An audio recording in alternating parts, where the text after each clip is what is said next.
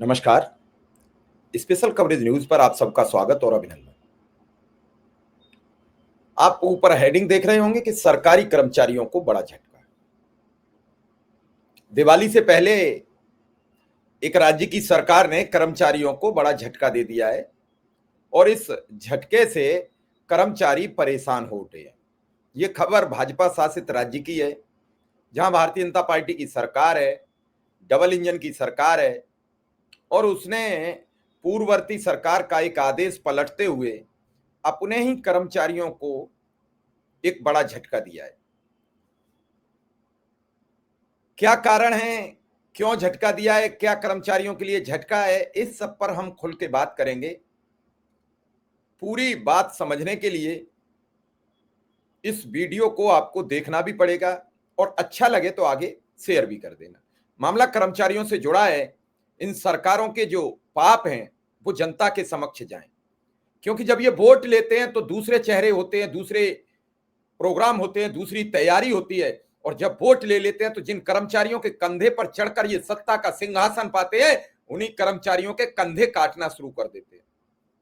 जिन कर्मचारियों के जरिए ये सत्ता के नजदीक जाते हैं, सत्ता की कुर्सी पाते हैं, उन्हीं कर्मचारियों को की कमियां निकालकर उन्हें सस्पेंड, बर्खास्त, उनके काम रोकना, उनका वेतन रोकना, ये काम करना शुरू कर देते हैं। जिन कर्मचारियों के बलबूते पर सरकारें अपनी योजनाएं जमीन तक, धरातल तक लाती हैं, उन्हीं कर्मचारियों को त्योहारों पर बड़े बड़े झटके देती नजर आती हैं। तो ये बात सार्वजनिक होनी चाहिए, ये सबको समझ में आनी चाहिए। और ये समझ में कब आएगी? जब आप इन वीडियोस को आगे बढ़ाते रहेंगे, लोगों तक इनके अंदर की गंदगी बाहर तक दिखाएंगे। क्या चाहते हैं ये, क्या इनके मंसूबे होते हैं, आखिर इनमें फितरत आती कहां से है? हाथी के दांत खाने के अलग होते हैं, दिखाने के अलग होते हैं, लेकिन वो दिखते हैं। लेकिन इनके दांत न दिखते हैं और ये खा भी लेते हैं और ये नुकसान भी कर देते हैं। तो चलिए खबर शुरू करते हैं। खबर है भाजपा शासित राज्य मध्य प्रदेश की, क्षमा चाहेंगे, भाजपा शासित राज्य राजस्थान की, जहां मुख्यमंत्री भजन लाल ने पूर्ववर्ती सरकार का आदेश आज निरस्त कर दिया। यानी दिवाली से पहले कर्मचारियों को बड़ा झटका दिया है और ओपीएस जो पूर्ववर्ती सरकार ने लागू की थी उस पर यू टर्न ले लिया। दिवाली से पहले भजनलाल सरकार ने पूर्ववर्ती कांग्रेस सरकार के पूर्व मुख्यमंत्री अशोक गहलोत के द्वारा लागू किया गया ओपीएस वापस ले लिया, उससे कदम पीछे खींचने का निर्णय ले लिया है। भारतीय जनता पार्टी कर्मचारियों के लिए काम नहीं करना चाहती है। भारतीय जनता पार्टी कर्मचारियों को ओपीएस नहीं देना चाहती है। भारतीय जनता पार्टी नई भर्ती नहीं देनी चाहती है। भारतीय जनता पार्टी कोई भी नए पैमाने पर बड़ी भर्ती करके लोगों को रोजगार देने के पक्ष में नहीं होती है। वो संविदा पर काम कराना चाहती है, वो आउटसोर्स पर कराना चाहती है, ताकि लोगों का ना तो जीवन बचे और ना विभाग बचे।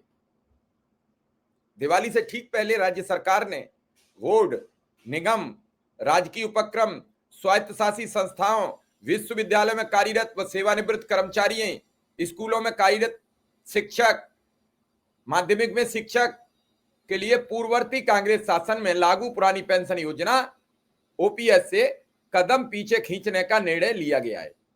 राज्य सरकार ने इन संस्थाओं में ओपीएस की जगह फिर से नेशनल पेंशन सिस्टम यानी एनपीएस, सीपीएफ व ईपीएफ व्यवस्था लागू करने का रास्ता खोल दिया है। राजस्थान के वित्त विभाग ने अपने आदेश में कहा है कि जो बोर्ड, निगम, विश्वविद्यालय, राजकीय उपक्रम सहित स्वायत्तशासी संस्थाएं कमजोर वित्तीय स्थिति के कारण पेंशन दायित्व निभाने में सक्षम नहीं है, वे जीपीएफ लिंक्ड पेंशन स्कीम यानी ओपीएस लागू नहीं करने का निर्णय लेकर पीडी खाते में जमा राशि कर्मचारियों को ब्याज सहित लौटा दें। आपको बता दें कि पूर्ववर्ती कांग्रेस की अशोक गहलोत सरकार ने 20 अप्रैल 2023 को एक अधिसूचना जारी करके उसी के तहत जीपीएफ लिंक्ड पेंशन स्कीम लागू करने का निर्णय किया था। वित्त विभाग ने 6 जून 2025 को ओपीएस की स्वीकृति और कर्मचारियों में से विकल्प देने के बावजूद इसे लागू नहीं करने वाले बोर्ड, निगमों व स्वायत्तशासी संस्थाओं के संबंध में आदेश जारी किया था, जहां ओपीएस लागू करने का निर्णय हो चुका था। वहां पैसा नहीं लौटाया जाए।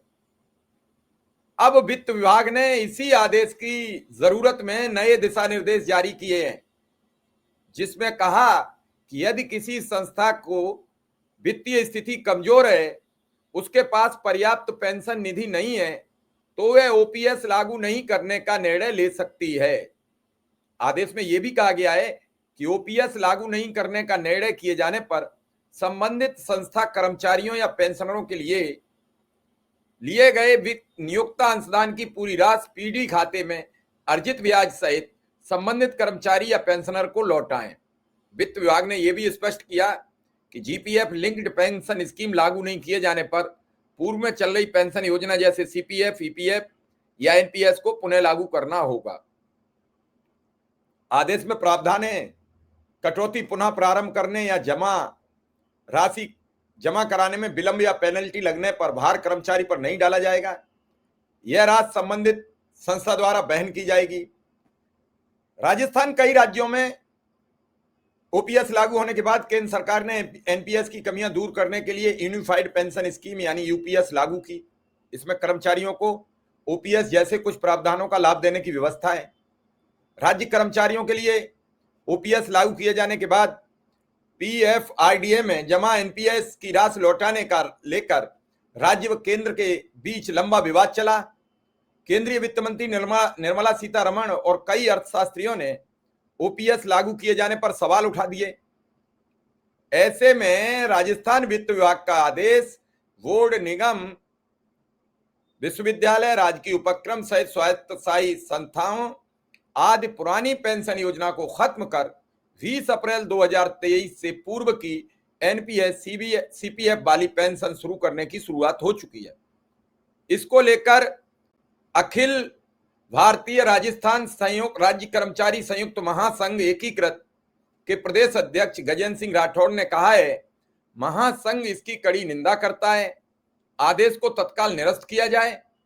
जिन संस्थाओं की वित्तीय स्थिति सुदृढ़ नहीं है, उनको कर्मचारी हित में आर्थिक सहायता प्रदान कर ओपीएस लागू रखा जाए। अब देखना है कि ये ओपीएस मिलेगी नहीं मिलेगी। कर्मचारी काफी समय से मांग कर रहे हैं, लेकिन सवाल यह है कि कांग्रेस की सरकार की लागू की गई योजना को भाजपा बर्बाद करने पर क्यों तुली रहती है? खुद दे नहीं सकती, कोई और सरकार दे जाए तो उसे देगी नहीं। यह मकसद क्या है? यह रिश्ता क्या कहलाता है?